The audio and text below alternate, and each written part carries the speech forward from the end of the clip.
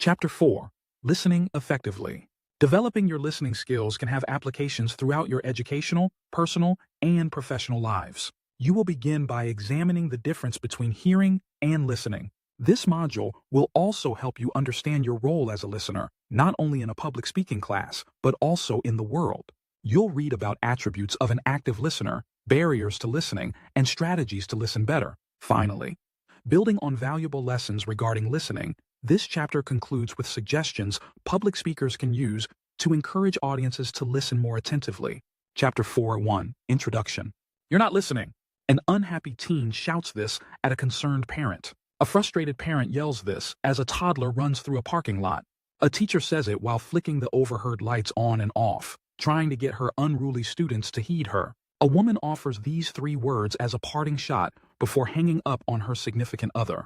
A man complains of this to his spouse during a couples counseling session. We can imagine all these scenarios and more, all of them rooted in a speaker wondering if his or her audience is truly listening. Public speaking requires an audience to hear, otherwise it's private speaking, and anyone overhearing you might wonder if you've lost your wits. What makes public speaking truly effective is when the audience hears and listens. You might think the two are synonymous, but they aren't, as you will soon understand.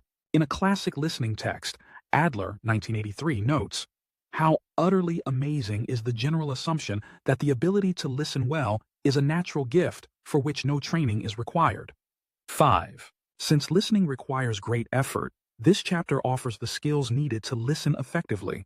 Developing your listening skills can have applications throughout your educational, personal, and professional lives. You will begin by examining the difference between hearing and listening. This module will also help you understand your role as a listener, not only in a public speaking class, but also in the world. You'll read about attributes of an active listener, barriers to listening, and strategies to listen better. Finally, building on valuable lessons regarding listening, this chapter concludes with suggestions public speakers can use to encourage audiences to listen more attentively. Chapter 4.2. Hearing versus listening. A mother takes her 4-year-old to the pediatrician reporting she's worried about the girl's hearing. The doctor runs through a battery of tests, checks in the girl's ears to be sure everything looks good, and makes notes in the child's folder. Then, she takes the mother by the arm. They move together to the far end of the room, behind the girl. The doctor whispers in a low voice to the concerned parent, "Everything looks fine, but she's been through a lot of tests today. You might want to take her for ice cream after this as a reward."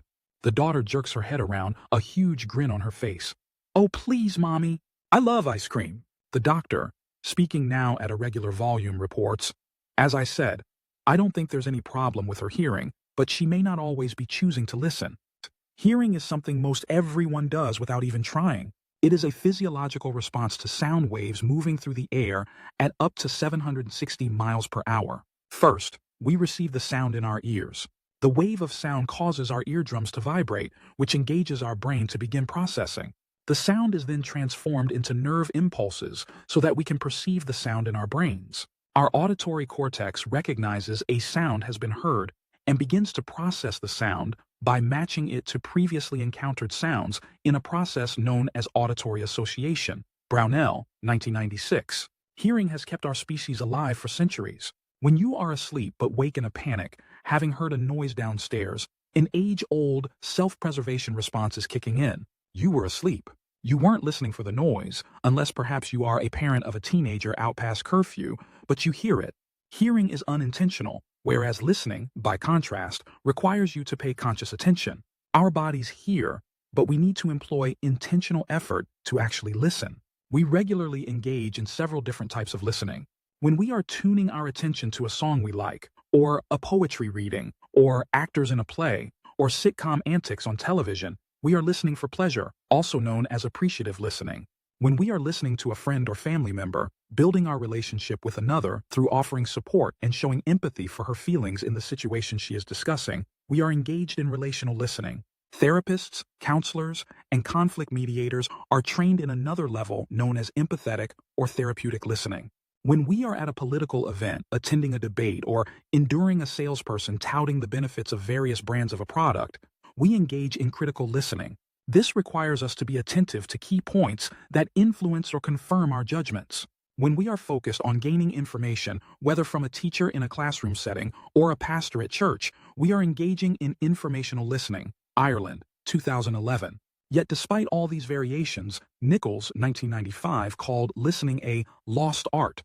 The ease of sitting passively without really listening is well known to anyone who has sat in a boring class with a professor droning on about the Napoleonic Wars or proper pain medication regimens for patients allergic to painkillers. You hear the words the professor is saying while you check Facebook on your phone under the desk. Yet, when the exam question features an analysis of Napoleon's downfall or a screaming patient fatally allergic to codeine, you realize you didn't actually listen. Trying to recall what you heard is a challenge, because without your attention and intention to remember, the information is lost in the caverns of your cranium. Listening is one of the first skills infants gain, using it to acquire language and learn to communicate with their parents. Bomelia, 2011, suggests listening is the activity we do most in life, second only to breathing. Nevertheless, the skill is seldom taught. Chapter 4.3, The Value of Listening. Listening is a critical skill. The strategies endorsed in this chapter can help you to be a more attentive listener in any situation. Academic benefit. Bum A.J. Houston and Smither, 2003, studied effective listening among 125 college students and found a strong link between effective listening and school success, supporting previous research in the field linking listening skills to grade point average. This finding is unsurprising, as the better you listen while in class, the better prepared you will be for your assignments and exams. It is quite simple, really. When students listen, they catch the instructions, pointers, feedback, and hints they can use to make the assignment better or get a better score on the test.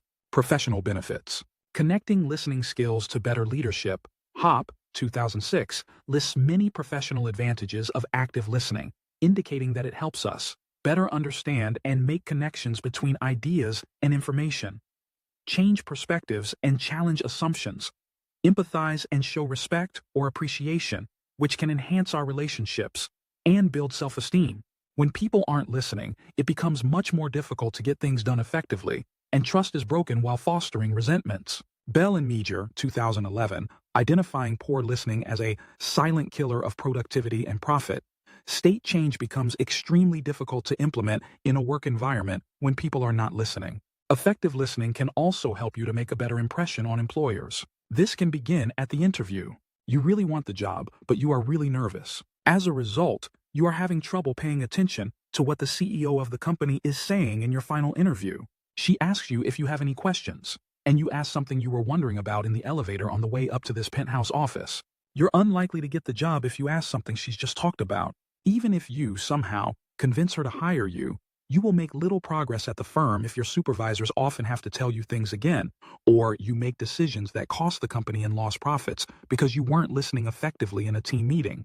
Ferrari, 2012, identifies listening as the most critical business skill of all.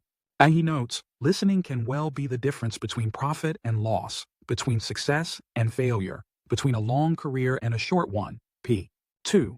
Personal benefits. If listening is done well, the communication loop is effectively completed between speaker and receiver. The speaker shares a message with the receiver, having selected a particular method to communicate that message. The receiver aims to interpret the message and share understanding of the message with the speaker. Communication effectiveness is determined by the level of shared interpretation of the message reached through listener response and feedback. When done successfully, the loop is complete and both sender and receiver feel connected. The active listener who employs the positive attributes detailed in this chapter is more likely to be better liked, in turn, increasing her self-esteem. She is also likely to be better able to reduce tension in situations and resolve conflict. Wobser, 2004. After all, the symbols for ears, eyes, undivided attention, and heart comprise the Chinese character for to listen. McFerrin, 2009, G1. Truly listening to the words of a speaker is sure to make a positive difference in your interactions, whether they are academic, professional, or personal. Chapter 4.4. The 3 A's of active listening. Effective listening is about self-awareness. You must pay attention to whether or not you are only hearing, passively listening, or actively engaging. Effective listening requires concentration and a focused effort that is known as active listening. Active listening can be broken down into 3 main elements. Attention. We know now that attention is the fundamental difference between hearing and listening. Paying attention to what a speaker is saying requires intentional effort on your part. Nichols, 1957, credited with first researching the field of listening, observed, "Listening is hard work. It is characterized by faster heart action, quicker circulation of the blood, a small rise in bodily temperature." P. 9. Consider that we can process information 4 times faster than a person speaks. Yet, tests of listening comprehension show the average person listening at only 25% efficiency. A typical person can speak 125 words per minute, yet we can process up to 3 times faster, reaching as much as 500 words per minute. The poor listener grows impatient, while the effective listener uses the extra processing time to process the speaker's words, distinguish key points, and mentally summarize them. Nichols, 1957. Hop, 2006, advises active listening is really a state of mind requiring us to choose to focus on the moment, being present and attentive while disregarding any of our anxieties of the day. He suggests listeners prepare themselves for active attention by creating a listening reminder. This might be to write "listen" at the top of a page in front of you in a meeting. While reading a book or having a discussion with an individual, you can go back and reread or ask a question to clarify a point. This is not always true when listening. Listening is of the moment, and we often only get to hear the speaker's words once. The key then is for the listener to quickly ascertain the speaker's central premise or controlling idea. Once this is done, it becomes easier for the listener to discern what is most important. Of course, distinguishing the speaker's primary goal, his main points, and the structure of the speech are all easier when the listener is able to listen with an open mind. Attitude, even if you are paying attention, you could be doing so with the wrong attitude. The second A. Telling yourself this is all a waste of time is not going to help you to listen effectively. You'll be better off determining an internal motivation to be attentive to the person speaking. Approaching the task of listening with a positive attitude and an open mind will make the act of listening much easier. Bad listeners make snap judgments that justify the decision to be inattentive. Yet since you're already there, why not listen to see what you can learn? Caponia, 1991, warns against psychological deaf spots which impair our ability to perceive and understand things counter to our convictions. It can be as little as a word or phrase that might cause an emotional eruption, causing communication efficiency to drop rapidly. 194. For instance, someone who resolutely supports military action as the best response to a terrorist action may be unable to listen objectively to a speaker endorsing negotiation as a better tool, even if the speaker is effectively employing logic, drawing on credible sources, and appealing to emotion with a heart-rending tale of the civilian casualties caused by bombings. This listener would be unable to keep an open mind. Failing to acknowledge your deaf spots will leave you at a deficit when listening. You will always need to make up your own mind about where you stand, whether you agree or disagree with the speaker. But it is critical to do so after listening. Adler, 1983, proposes having 4 questions in mind while listening. What is the whole speech about? What are the main or pivotal ideas, conclusions, and arguments? Are the speaker's conclusions sound or mistaken? And what of it? Once you have an overall idea of the speech, determine the key points, and gauge your agreement, you can decide why it matters, how it affects you, or what you might do as a result of what you have heard. Yet, he notes it is impossible to answer all these questions at the same time as you are listening. P. 96. Instead, you have to be ready and willing to pay attention to the speaker's point of view and changes in direction, patiently waiting to see where she is leading you. Adjustment. To do this well, you need the final of the 3 A's, adjustment. Often when we hear someone speak, we don't know in advance what he is going to be saying. So, we need to be flexible, willing to follow a speaker along what seems like a verbal detour down a rabbit hole, until we are rewarded by the speaker reaching his final destination while his audience marvels at the creative means by which he reached his important point. If the audience members are more intent on reacting to or anticipating what is said, they will be poor listeners indeed. Take time now to think about your own listening habits by completing the listening profile, adapted from Brownell, 1996. See Appendix A. The next section will consider ways to address the challenges of listening effectively. Chapter 4.5. Barriers to Effective Listening. We get in our own way when it comes to effective listening. While listening may be the communication skill we use foremost in formal education environments, it is taught the least, behind in order, writing, reading, and speaking. Brownell, 1996. To better learn to listen, it is first important to acknowledge strengths and weaknesses as listeners. We routinely ignore the barriers to our effective listening, yet anticipating, judging, or reacting emotionally can all hinder our ability to listen attentively. Anticipating or thinking about what the listener is likely to say can detract from listening in several ways. On one hand, the listener might find the speaker is taking too long to make a point and try to anticipate what the final conclusion is going to be. While doing this, the listener has stopped actively listening to the speaker. A listener who knows too much, or thinks they do, listens poorly. The only answer is humility and recognizing there is always something new to be learned. Anticipating what we will say in response to the speaker is another detractor to effective listening. Imagine your roommate comes to discuss your demand for quiet from noon to 4 p.m. every day so that you can nap in complete silence and utter darkness. She begins by saying, "I wonder if we could try to find a way that you could nap with the lights on, so that I could use our room in the afternoon too." She might go on to offer some perfectly good ideas as to how this might be accomplished, but you're no longer listening because you are too busy anticipating what you will say in response to her complaint. Once she's done speaking, you are ready to enumerate all of the things she's done wrong since you moved in together. Enter the resident assistant to mediate a conflict that gets out of hand quickly. This communication would have gone differently if you had actually listened instead of jumping ahead to plan a response. Jumping to conclusions about the speaker is another barrier to effective listening. Perhaps you've been in the audience when a speaker makes a small mistake. Maybe it's mispronouncing a word or misstating the hometown of your favorite athlete. An effective listener will overlook this minor gaffe and continue to give the speaker the benefit of the doubt. A listener looking for an excuse not to give their full attention to the speaker will instead take this momentary lapse as proof of flaws in all the person has said and will go on to say. This same listener might also judge the speaker based on superficialities, focusing on delivery or personal appearance, a squeaky voice, a ketchup stain on a white shirt, mismatched socks, a bad haircut, or a proclaimed love for a band that no one of any worth could ever profess to like, might help the ineffective listener justify a choice to stop listening. Still, this is always a choice.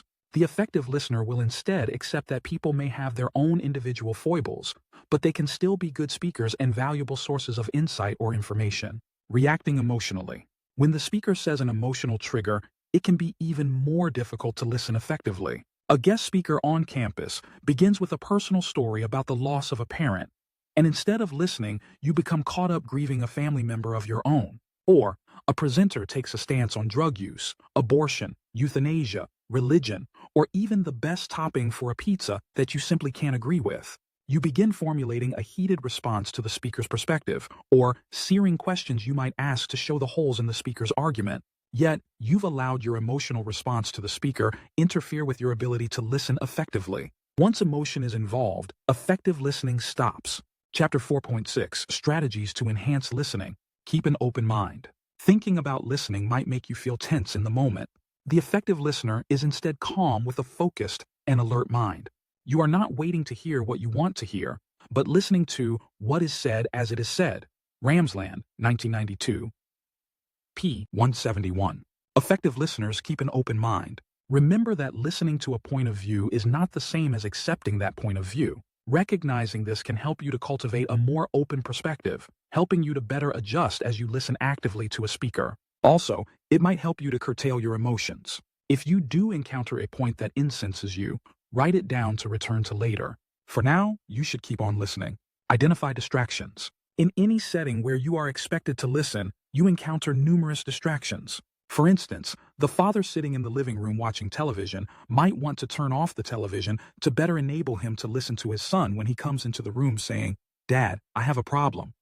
In the classroom setting, you might be distracted sitting beside friends who make sarcastic comments throughout the class. In a new product meeting with the sales team, you could be unnerved by the constant beep of your phone identifying another text, email, or phone message has arrived. Identifying the things that will interrupt your attention and making a conscious choice to move to a different seat or turn off your phone can help position you to listen more effectively. Come prepared. Another useful strategy is to come prepared when you can. Anytime you enter a listening situation with some advanced working knowledge of the speaker and what might be expected of you as a listener, you will be better able to adjust and engage more deeply in what is being said. For instance, you might Read the assigned readings for class. Do the lab work before the lecture, writing up the results. Read a biography of a guest speaker before you go to an event. Review the agenda from the previous staff meeting, or consult with a colleague about a client before going on site to make a sale. Take notes. Taking notes can also advance your ability to be actively engaged in the speaker's words. You need not write down everything the speaker is saying. First, this is quite likely to be impossible. Second, once you are caught up in recording a speaker's every word, you are no longer listening. Use a tape recorder instead. Having asked the speaker's permission first, if you feel you really must capture every word the speaker utters. You want to focus your efforts on really listening with an active mind. Learning to focus your attention on main points, key concepts, and gaining the overall gist of the speaker's talk is another skill to develop. You might endeavor to do this by jotting down a few notes or even drawing visuals that help you to recall the main ideas. The manner in which you take the notes is up to you. What is important is the fact that you are listening and working to process what is being said. Writing down questions that come to mind and asking questions of the speaker when it is possible are two more ways to guarantee effective listening, as you have found an internal motivation to listen attentively. Chapter 4.7. Providing feedback to speakers. There are many ways in which a listener can offer feedback to a speaker, sometimes even wordlessly. Keeping an open mind is something you do internally, but you can also demonstrate openness to a speaker through your nonverbal communication. Nonverbal feedback. Boothman, 2008, recommends listening with your whole body, not just your ears. Consider how confident you would feel speaking to a room full of people with their eyes closed, arms and legs crossed, and bodies bent in slouches. These listeners are presenting nonverbal cues that they are uninterested and unimpressed. Meanwhile, a listener sitting up straight, facing you with an intent look on his face, is more likely to offer reassurance that your words are being understood. Eye contact is another nonverbal cue to the speaker that you are paying attention. You don't want to be bug-eyed and unblinking. The speaker might assume there is a tiger behind her and begin to panic as you seem to be doing. However, attentive eye contact can indicate you are listening and help you to stay focused too.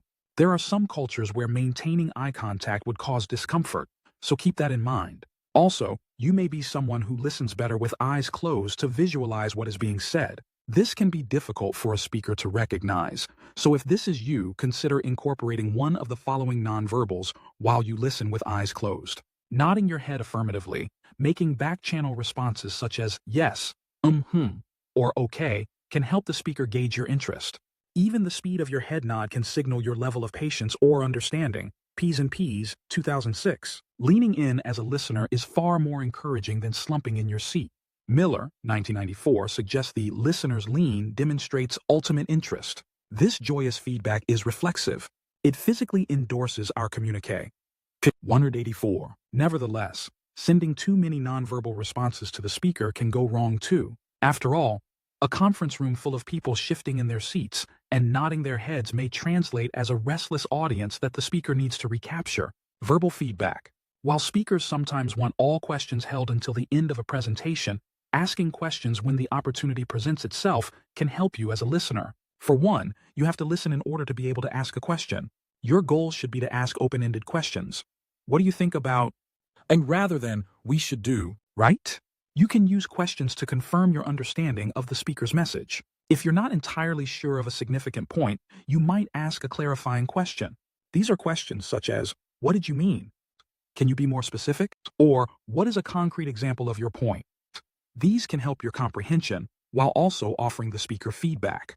When asking questions, approach the speaker in a positive, non-threatening way. A good listener doesn't seek to put the speaker on the defensive. You want to demonstrate your objectivity and willingness to listen to the speaker's response. Finally, paraphrasing what has been said in your interactions with the speaker can be another useful tool for a good listener. Imagine the difference if, before you respond to an upset colleague, you take a moment to say, I understand you are disappointed we didn't consult you before moving forward with the product release. And before you say, we didn't have time to get everyone's input. Reflecting back the speaker's point of view before you respond allows the speaker to know you were listening and helps foster trust that everyone's voice is being heard. Chapter 4.8. Encouraging effective listening. William Henry Harrison was the 9th President of the United States. He's also recognized for giving the worst State of the Union address ever. His 2-hour speech delivered in a snowstorm in 1841 proves that a long speech can kill, and not in the colloquial, it was so good sense. Perhaps it was karma. But after the president gave his meandering speech discussing ancient Roman history more than campaign issues, he died from a cold caught while blathering on standing outside without a hat or coat. William Henry Harrison, 1989. Now, when asked what you know about Abraham Lincoln, you're likely to have more answers to offer. Let's focus on his Gettysburg Address. The speech is a model of brevity. His of the people, by the people, for the people is always employed as an example of parallelism, and he kept his words simple. In short, Lincoln considered his listening audience when writing his speech. When you sit down to compose a speech, keep in mind that you are writing for the ear rather than the eye. Listeners cannot go back and reread what you have just said. They need to grasp your message in the amount of time it takes you to speak the words. To help them accomplish this, you need to give listeners a clear idea of your overarching aim, reasons to care, and cues about what is important. You need to inspire them to want to not just hear, but engage in what you are saying. Make your listeners care. Humans are motivated by ego. They always want to know what's in it for me. So, when you want to get an audience's attention, it is imperative to establish a reason for your listeners to care about what you are saying. Some might say Oprah did this by giving away cars at the end of an episode, but that only explains why people waited in line for hours to get a chance to sit in the audience as her shows were taped. As long as they were in the stands, they didn't need to listen to get the car at the end of the show. Yet Oprah had audiences listening to her for 25 years before she launched her own network. She made listeners care about what she was saying. She told them what was in that episode for them. She made her audience members feel like she was talking to them about their problems and offering solutions that they could use, even if they weren't multi-billionaires known worldwide by first name alone. Audiences are also more responsive when you find a means to tap their intrinsic motivation by appealing to curiosity, challenging them, or providing contextualization. Van de Velde Luskin, 2003. You might appeal to the audience's curiosity if you are giving an informative speech about a topic they might not be familiar with already. Even in a narrative speech, you can touch on curiosity by cueing the audience to the significant thing they will learn about you or your topic from the story. A speech can present a challenge too. Persuasive speeches challenge the audience to think in a new way. Special occasion speeches might challenge the listeners to reflect or prompt action. Providing a listener with contextualization comes back to the "what's in it for me" motivation. A student giving an informative speech about the steps in creating a mosaic could simply offer a step-by-step outline of the process, or she can frame it by saying to her listener, "By the end of my speech, you'll have all the tools you need to make a mosaic on your own." And this promise prompts the audience to sit further forward in their seats for what might otherwise be a dry how-to recitation. Audiences also lean in further when you employ active voice. We do this in speaking without hesitation.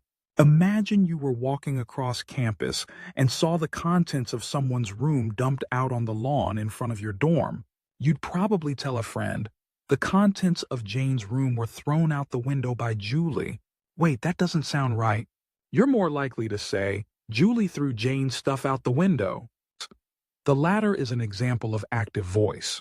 You put the actor, Julie, and the action, throwing Jane's stuff, at the beginning. When we try to speak formally, we can fall into passive voice. Yet, it sounds stuffy and so unfamiliar to your listener's ear that he will struggle to process the point while you've already moved on to the next thing you wanted to say. Knowing that your audience only hears what you are saying the one time you say it invites you to employ repetition. Listeners are more likely to absorb a sound when it is repeated.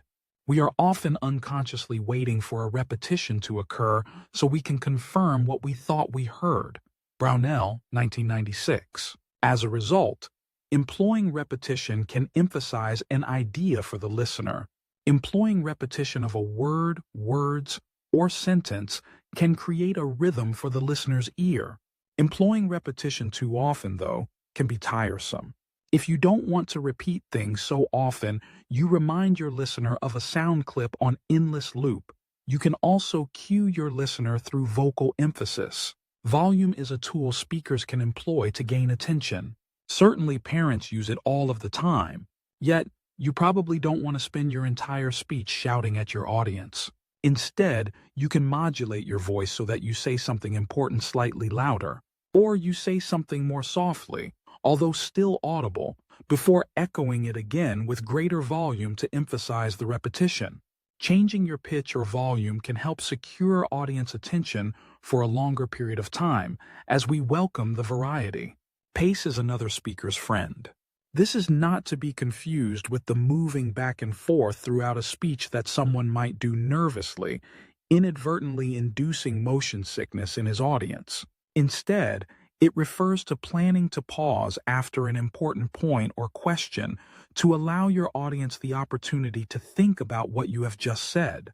Or you might speak more quickly, although still clearly, to emphasize your fear or build humor in a long list of concerns while sharing an anecdote. Alternately, you could slow down for more solemn topics or to emphasize the words in a critical statement. For instance, a persuasive speaker lobbying for an audience to stop cutting down trees in her neighborhood might say, "This can't continue.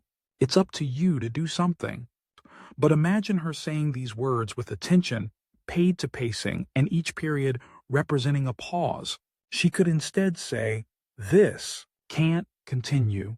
It's up to you. Do something." It convinced them to engage. Listeners respond to people. Consider this introduction to a speech about a passion for college football. It's college football season. Across the nation, the season begins in late summer. Teams play in several different divisions, including the SEC, the ACC, and Big Ten. Schools make a lot of money playing in the different divisions because people love to watch football on TV.